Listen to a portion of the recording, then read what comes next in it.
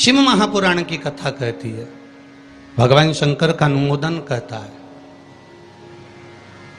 कि आपकी जो भक्ति है, भगवान धन से, संपदा से या सत्ता से या वैभव से या दौलत से भगवान कभी नहीं रीझता। अगर भगवान को चाहिए तो तुम्हारा केवल निर्मल मन चाहिए, भगवान को और कुछ भी नहीं चाहिए, तुम्हारा केवल मन। उसके सिवाय भगवान तुम्हारे वैभव से, तुम्हारे पास में कितनी गाड़ी है, कितना बंगला है, कितना धन है, कितना वैभव है, कितनी सत्ता है, कितनी दौलत है, भगवान को उससे कोई मतलब नहीं। भगवान को अगर मतलब है तो केवल तुम्हारे मन से मतलब है। शबरी अम्बा के दरवाजे पर भगवान गए, क्या दिया शबरी अम्बा ने? भगवान को क्या प्रदान करा शबरी अम्बा ने? केवल एक झूठे बेर। और झूठे बेर के सिवा भगवान कुछ ले भी नहीं रहा है। अब तुम शंकर जी को क्या देते हो? अगर शबरी अम्बा ने भगवान राम को झूठा बेर दिया है तो आपने कौन सा अच्छी चीज दी थी भगवान को? जल दिया, वो मछली का झूठा था। दूध दिया, वो बछड़े का झूठा था। फूल दिया, वो भौरे का झूठा था।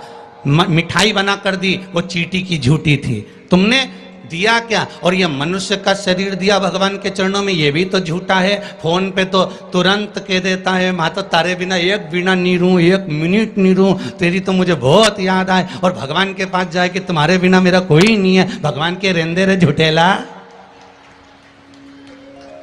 भगवान भी कहते काहे को झूठ बोले? अभी फोन पे बोल रहा था, मेरे को थारी याद आ रही, तेरे बिना एक मिनट नहीं रह सकता, तू तुम्हारे हृदय में बसी न, तू तुम्हारा चित्त वृत्ति में बसी। और मंदिर पहुंचा ने अगरबत्ती लगाते लगाते बोला, तन मन धन सब कुछ तेरा। भगवान के आ गया भेरू झूठेला। भगवान भी सोचा काय आया।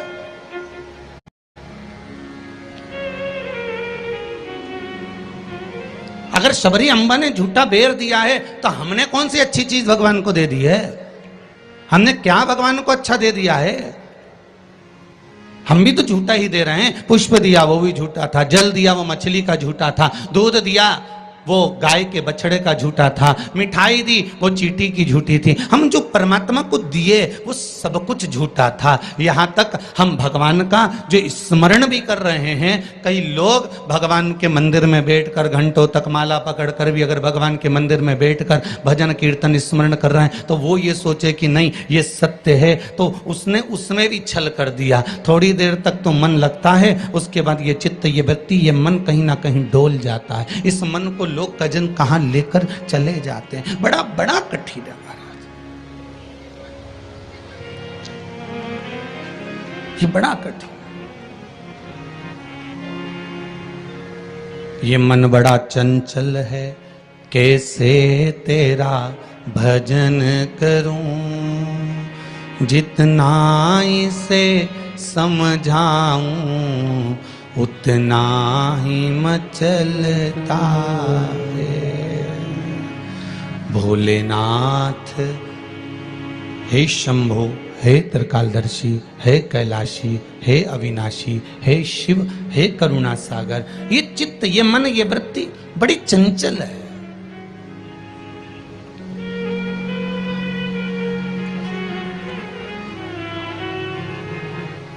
अगर ये मन, ये चित्त, ये वृत्ति थोड़ी भी परमात्मा में लग गई तो जीवन की सार्थकता हो गई।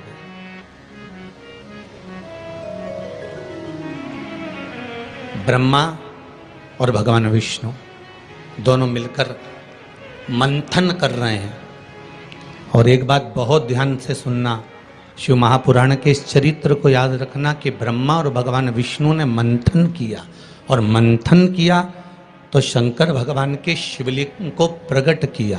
आपसे भी निवेदन है, जब दोनों पति पत्नी, भाई भाई, घर के बुजुर्ग, माता पिता, घर के बच्चे जब एक साथ कहीं बैठे हुए हों तो शिव महापुराण की कथा कहती है आप भी शिव महापुराण का थोड़ा सा मंथन करो। उस मंथन से जो प्रकट होगा वो तुम्हारे घर का आनंद करा देगा। शिव पुराण का मंथन।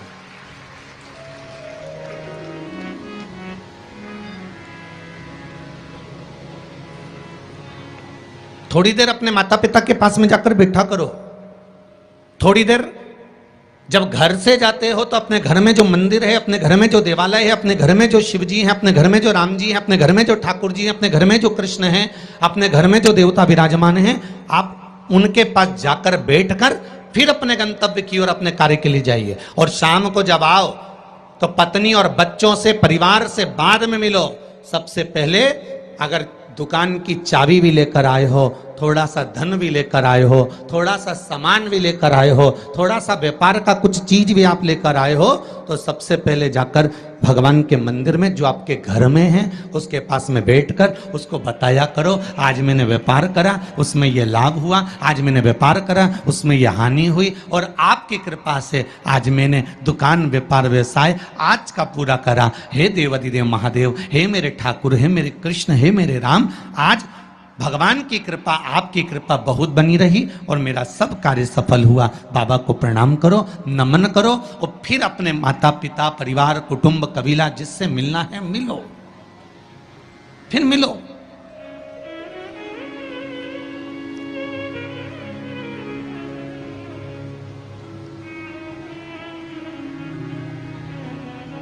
आज किसी ने एक प्रश्न किया था सुबह, गुरुदेव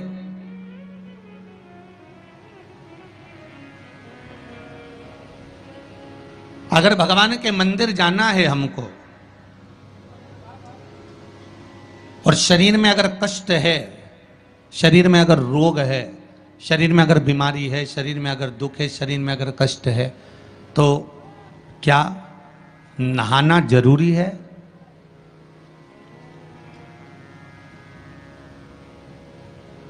शिव महापुराण की कथा कर रही है, मत नहाओ, स्नान कर लो।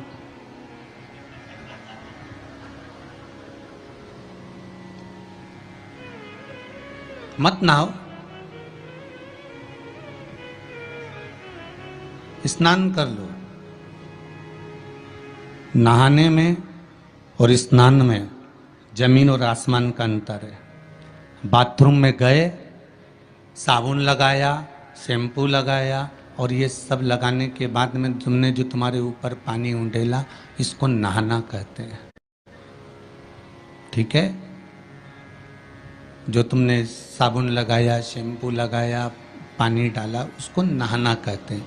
और मंदिर में गए अर्थात आप बाथरूम में ना जाकर भी सवेरे से उठे और उसकी भक्ति में लीन होकर दिल से उसको याद कर कर और मान लो मुंह धोकर भी भगवान के दरवाजे तक पहुंच गए तो उसको स्नान कहा जाता है। कर लिया ना?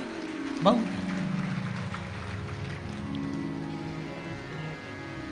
नहीं है ना शरीर में बल। एक पत्र में लिखा है किसी ने,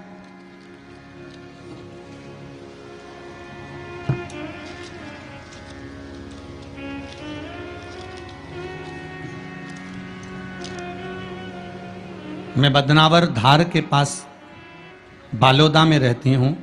मेरा नाम शांति बाई कुमावत है। कहीं बैठी हो तो खड़ी हो जाएं। आप ही हैं? दोनों हाथ हिला दो एक बार। मेरा नाम शांति बाई कुमावत है। गुरुदेव, आज मैं अपने पैरों पर खड़ी हूं और घूम रही हूं, ये शिव की ही कृपा है, शंकर की कृपा है। मैं कैंसर से पीड़ित हूं, बहुत सारे अस्पतालों में मेरा इलाज हुआ है। ऐसा कोई हॉस्पिटल गुजरात का, राजस्थान का और महाराष्ट्र का नहीं जहां पर मेरा इलाज नहीं हुआ। रह रह कर कैंसर उपज रहा था, परेशान हो गई थी गुरुदेव। तब बाबा की कृपा से डॉक्टर ने कह दिया अब तुम्हारे शरीर में और ऑपरेशन का दम नहीं बचा, इसलिए अब तुम भगवान के ही सहारे जियो। और डॉक्टर ने अगले ऑपरेशन करने से मना कर दिया। मैं घर आ गई, शिव महापुराण की कथा सुनी और गुरुदेव अब मैंने भी विचार कर लिया कि ये शरीर मैंने शंकर को दे दिया। और गुरुदेव एक बेलपत्री शिव जी पे चढ़ी हुई अपनी पोती से, बेटों से बुलवाती और उस बेलपत्री को जल के साथ खाना चालू कर दिया, 2 कदम भी नहीं चल पाती थी क्योंकि कैंसर के ऑपरेशन इतने हुए थे। गुरुदेव, आज मैं इस पंडाल में बैठकर कथा सुन रही हूं, ये शिव की ही कृपा है, ये शंकर की करुणा।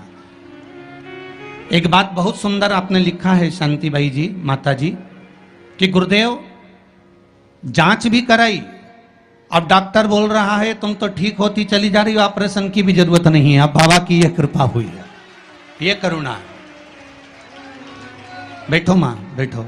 हर हर महादेव। ये शिव की कृपा है, ये शंकर की करुणा, ये शंकर की उदारता है, ये शंकर की दया है, ये शिव करुणा है।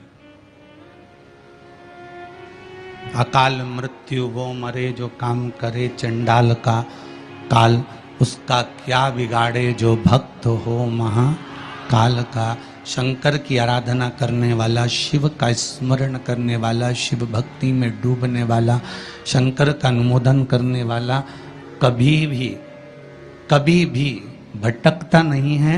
शिव उसको मार्ग तक पहुंचा ही देता है, पहुंचाएगा।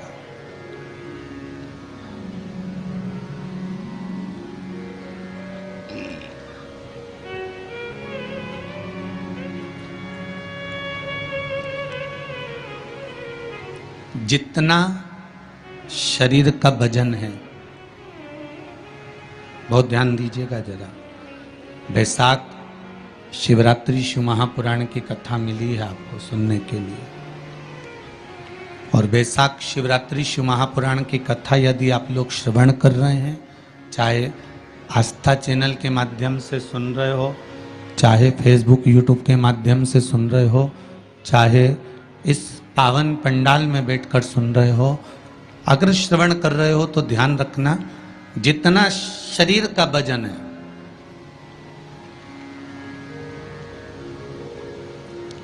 70 kilo, 25 kilo, 20 kilo, 15 kilo, 50 kilo,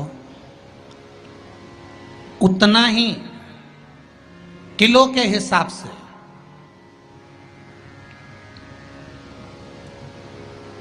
10 kilo है तो ये मन में भाव लगा लेना कि मुझे दिन भर में 10 बार भगवान को धन्यवाद देना है कि तूने ये शरीर दिया, चित्त वृत्ति दी, ये मन दिया, ये बुद्धि दी, ये पूरा जीवन मुझे दिया, ये आपकी कृपा से मिला है, आपको समर्पित है और आप ही को दे रहा हूँ। 10 किलो के हो तो 10 बार आप भगवान को धन्यवाद दीजिए, 20 किलो के हो तो 20 बार धन्यवाद दीजिए, 80 किलो के हो तो 80 बार धन्यवाद दीजिए, 90 किलो के हो तो 90 बार धन्यवाद दीजिए कि ये आपकी कृपा से मुझे प्राप्त हुआ है, कोई दूसरा देने वाला नहीं है मुझको, केवल आप दे रहे हो, उसके सिवाय कुछ नहीं मिला।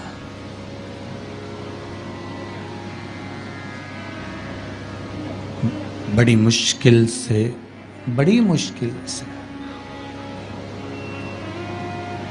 उसने कृपा कर कर यहां भेजा है अपने को, बड़ी मुश्किल से भेजा।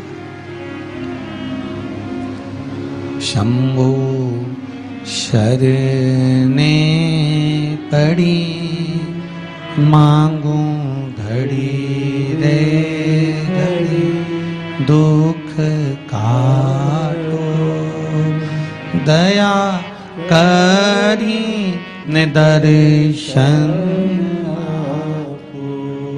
भगवान से प्रार्थना करते रहो, निवेदन करते रहो, उसके सम चरणों में जाकर धोख लगाते रहो, उसको नमन करते रहो, उससे विनती बार बार करते रहो कि तेरे बल पर जी रहा हूँ, तेरी कृपा से जी रहा हूँ, तेरी करुणा से जी रहा हूँ, उसके सिवाय कुछ भी नहीं है महाराज।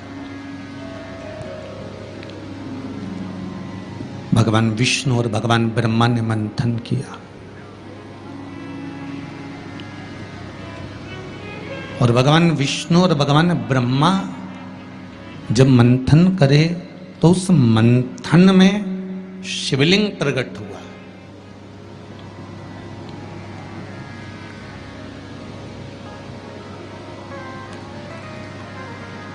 मंथन में शंकर का प्रकट होना बहुत बड़ी बात है।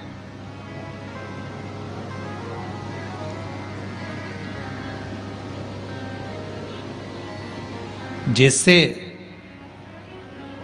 बात बात में शिवजी का नाम, शंकर का यश, शंकर भगवान का गुणगान, शंकर भगवान की भक्ति की बात आपके मुख पर अगर बार बार आ रही है ना, आप बार बार कह रहे हैं कि बड़ी कृपा करी साहब, मैंने तो पशुपति व्रत करा था और भगवान ने मेरा ऐसा कर दिया, मैंने भगवान को मूंग चढ़ाया था और भगवान ने ऐसा कर दिया, मैंने चावल चढ़ाया था भगवान को और भगवान ने ये कर दिया, मैंने भगवान को बेलपत्र चढ़ाया था, भगवान ने मेरा ये काम कर दिया, भगवान को मैंने धतूरा चढ़ाया था, भगवान ने मेरा ये काम कर दिया। आप बार बार शिव जी का यशगान गाते हो ना, यश गुण गाते हो, तो उसमें भी एक सुख का अनुभव होता है।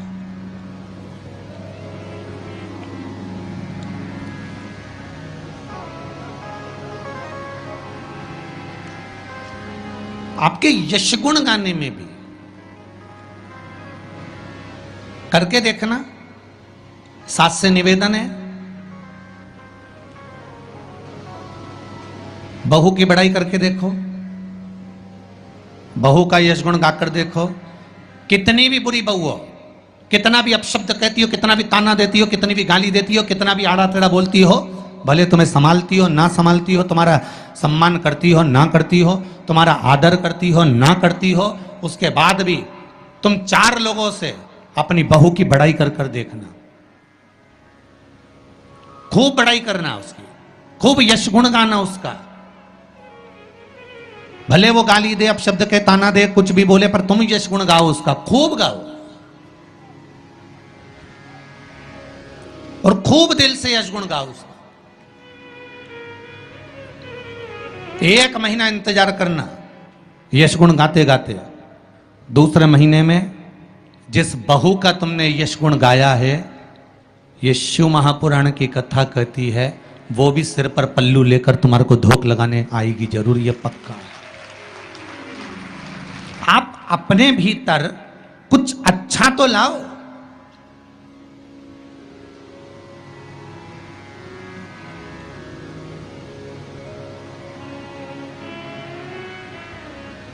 कुछ अच्छा ढूंढने का प्रयास तो करो।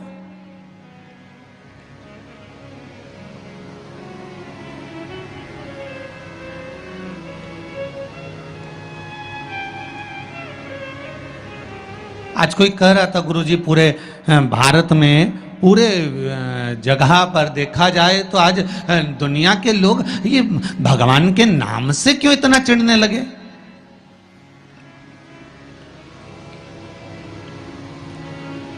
भगवान के नाम से, राम नाम से, शिव नाम से, कृष्ण नाम से,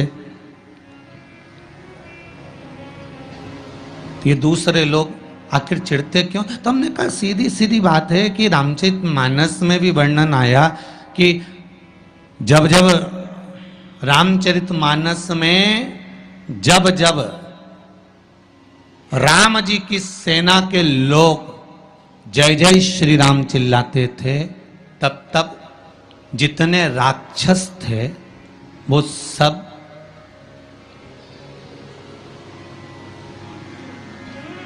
जितने राक्षस थे, जितने भी,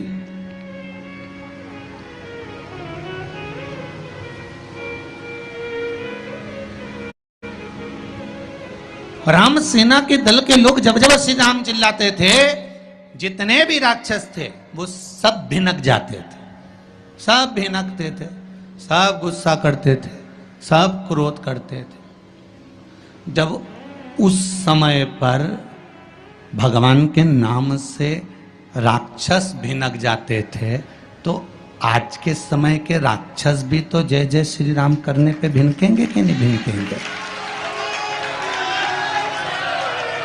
जरा विचार तो करो।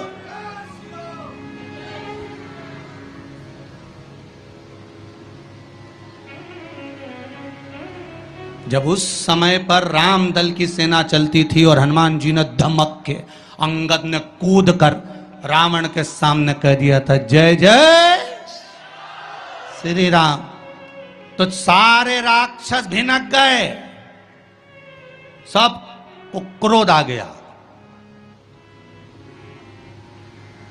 सबको गुस्सा। तो जब त्रेता में ये हाल था राक्षसों का राम नाम से, तो फिर तो ये तो कलयुग है।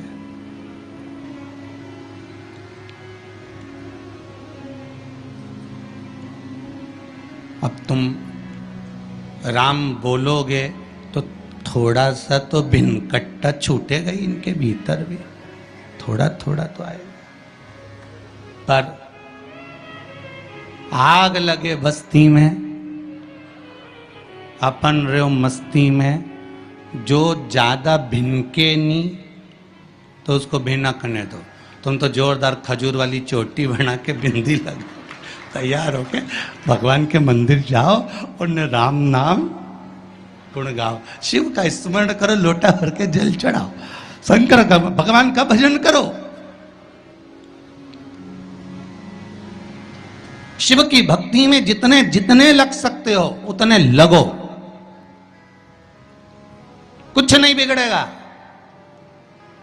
एक लोटा पानी जो भगवान शंकर को समर्पित करता है, मरने के बाद तुम्हारी औलाद तुम्हारा किसी पवित्र नदी में तर्पण करे ना करे, तुम्हारा शिव को दिया हुआ जल तुम्हारे खाते में पहुंच जाता। आपने जो शंकर भगवान को एक लोटा जल दिया है, शिव जी को एक लोटा पानी चढ़ाया, शंकर भगवान को एक लोटा जल समर्पित करा है, शंकर भगवान को एक लोटा जल अगर आपने दिया है तो वो आपके खाते में पहुंचेगा जरूर, ये निश्चित है, पक्का है।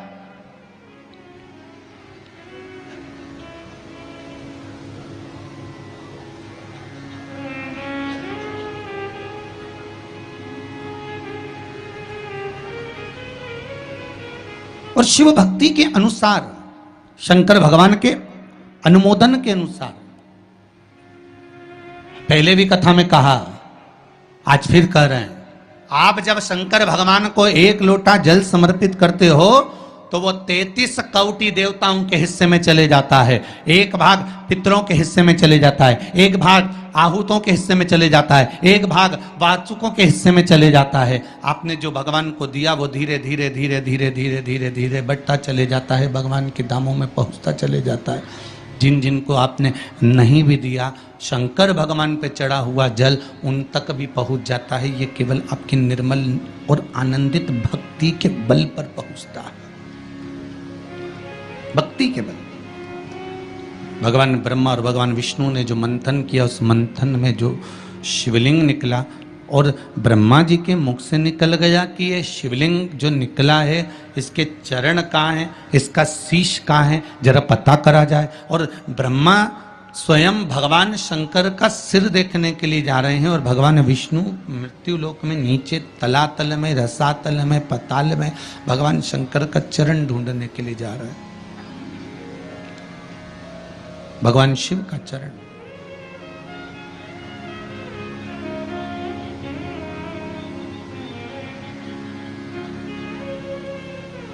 गए दोनों, वो ऊपर गए, ये नीचे गए देखने के लिए। कई लोग शिव महापुराण की कथा, स्मरण, भजन, कीर्तन सुनने के लिए नहीं जाते हैं। मंदिर में कई लोग भगवान शंकर पर जल चढ़ाने नहीं जाते। कई लोग ये देखने के लिए जाते हैं कि कौन आया कौन नहीं आया, किसने सुना और किसने ना सुना, किसने धारण करा किसने ना करा।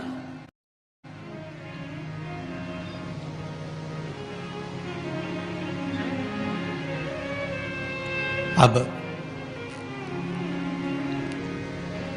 ब्रह्मदेव ऊपर गए, इतने ऊपर पहुंच गए, इतने ऊपर पहुंच गए, इतने ऊपर पहुंच गए कि उनके भीतर अभिमत्ता, अहंकार थोड़ा थोड़ा समाहित होने लगा और उन्होंने केतकी के पुष्प को तोड़ लिया और केतकी के पुष्प से कहा कि तुम नीचे चलो मेरे साथ में, भगवान विष्णु के सामने चलकर कह देना कि मुझे भगवान शंकर का शीश मिल गया। केतकी के फूल ने कहा कि यदि मैं झूठ बोलूंगा तो वो श्रेष्ठता कैसे रहेगी?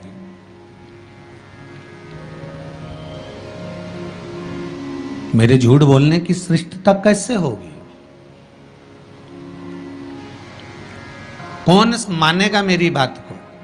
सामने से गौ माता निकल कर जा रही थी, गाय से कह दिया तुम चलकर कह दो कि तुम चलकर कहो कि भगवान ब्रह्मदेव को भगवान शिव का शीश मिल गया। गाय कहती है मैं क्यों झूठ बोलूं? उसको भी थोड़ा सा लोभ दिया गया और केतकी के पुष्प को भी थोड़ा सा लोभ दिया गया। दोनों को थोड़ा थोड़ा लोभ प्रदान करा। और शिव पुराण कथा कहती है कि जब व्यक्ति के जीवन में थोड़ा सा लोभ उपज जाता है, थोड़ा सा लालच आ जाता है, तो फिर जीवन का किया हुआ सारा कर्म उसका बेकार हो जाता है। और वही हुआ है।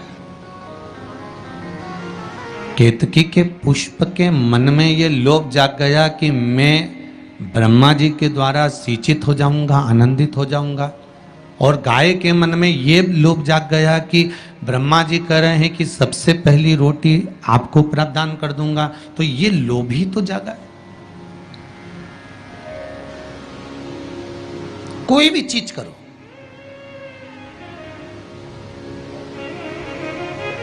अगर कोई सत्कर्म आप कर रहे हैं, थोड़ा सा अच्छा कार्य आप कर रहे हैं, भगवत भजन आप कर रहे हैं, कीर्तन आप कर रहे हैं, मंत्र जाप आप कर रहे हैं, स्मरण आप कर रहे हैं, नाम जाप यदि आप कर रहे हैं, तो वो लोभ से परित होना चाहिए, बहुत दूर।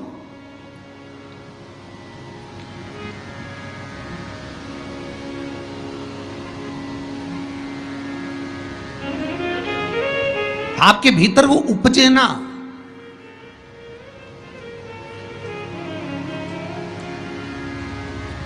फिर चाहे दुनिया के लोग कितना भी कहे ना, वो एक बेल बेचारा किसान का एक बेल कुएं में गिर गया। अब कुएं में गिर गया तो किसान का बेल जब कुएं में गिरा तो ये देखा कि कुएं में से बेल को निकालना है। खूब मेहनत करी किसान ने बेल को निकालने की, पर वो बेल निकल नहीं रहा था। बहुत बहुत बहुत बहुत मेहनत करने के बाद भी वो बेल नहीं निकला। बहुत अथक प्रयास करा गया पर बेल नहीं निकला।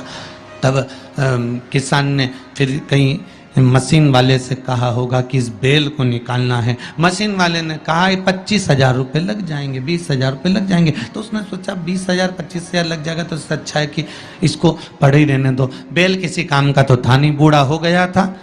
अगर बेल बूढ़ा हो गया है तो इसी कुएं में पड़े रहने दो, मर जाएगा।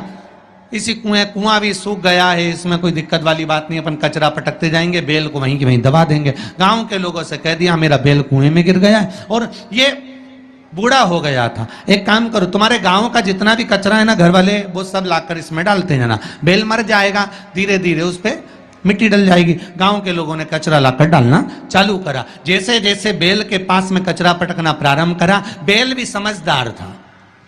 इधर कचरा पटकते तो इधर पांव रखकर खड़ा हो जाता, इधर पटकते तो इधर पांव रखकर खड़ा हो जाता। धीरे धीरे पूरा कुआं भराते चले गया और बेल कचरे पर पांव रखते रखते रखते रखते रखते रखते बाहर।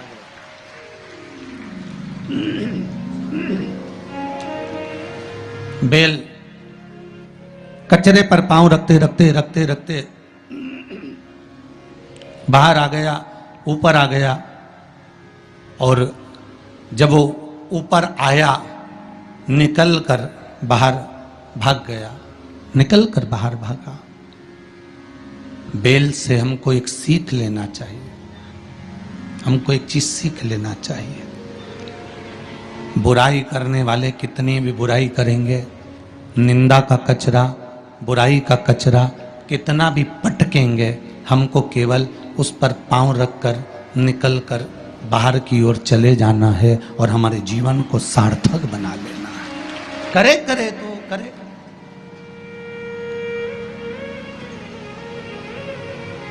अब शब्द कहने वाला कहता रहे, ताने देने वाला देता रहे, गाली देने वाला देता रहे। अपनी शिव भक्ति, अपना स्मरण, शंकर का अनुमोदन होता रहे, बस इसका ध्यान रखना। बैसाख के महीने में नवमी तिथि को माता जानकी का प्रागट्य हुआ है पृथ्वी से।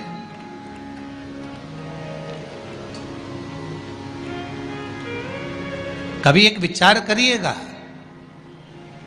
कि नरसिंह अवतार बैसाख के महीने में हुआ, कुर्म अवतार बैसाख के महीने में हुआ, हयग्रीव अवतार बैसाख के महीने में हुआ, परशुराम अवतार बैसाख के महीने में हुआ, माता जानकी का अवतार बैसाख के महीने में हुआ। आखिर बैसाख के महीने में, माधव महीने में इतनी महत्वता क्यों?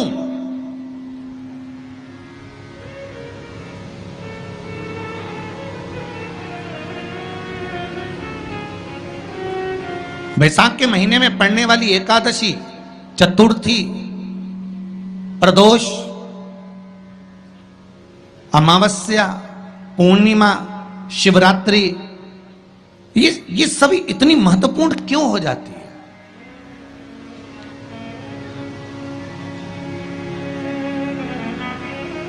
इसकी महत्वता इतनी प्रबल क्यों हो जाती है? किस लिए? क्योंकि बैसाख का जो महीना पड़ता है, सूर्य की संपूर्ण तपन, सूर्य देव अपने पूर्ण तेज के साथ में, पूर्ण तेज के साथ में मृत्यु लोक के निवासियों पर, चाहे जलचर हो, थलचर हो, वायुचर हो, चाहे जो जीव हैं, उस पर जब किरण फेंकते हैं तो संसार का जो मनुष्य है उस पर जब ताप पड़ता है तो ताप पड़ने के कारण उसके मुख से भगवान का नाम निकल ही जाता है, स्मरण नाम निकल ही जाता है। जब उसके मुख से भगवान का नाम निकलता है तो वो भगवान की शरणागति खुद ग्रहण कर लेता है स्वयं।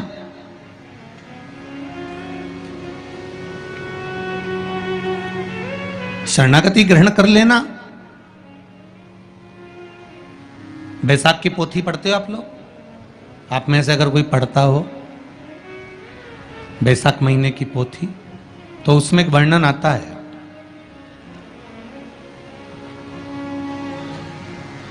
गीता प्रेस गोरखपुर के कल्याण अंक में भी आप ये पावन बैसाख चरित्र श्रवण कर सकते हैं। उसमें बैसाख महीने की पोथी में 10वें दिवस की कथा में 10वें अध्याय में एक व्याध और शंख मुनि का चरित्र आता है।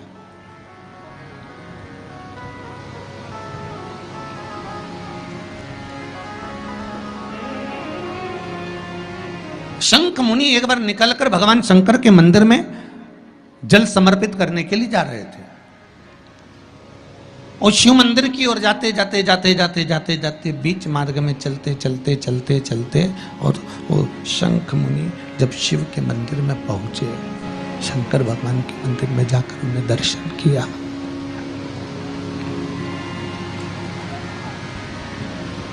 जल का पात्र उठाया और वो जल का पात्र उठाकर जब भगवान शिव को समर्पित कर रहे थे तो उसी समय जल का पात्र उठाकर जब शंकर भगवान को समर्पित करा गया और शंख मुनि निकलकर जब बाहर आ रहे थे, आते आते शंख मुनि के मन में एक भाव उत्पन्न हो गया कि जब हम भगवान शिव को कुछ वस्तु समर्पित करते हैं तो उसका फल, उसका पुण्य फल हमें कितने समय में प्राप्त होता है। ये शंख मुनि के मन में एक विचार जागृत हो गया, शंख मुनि के मन में एक भाव जागृत हो गया।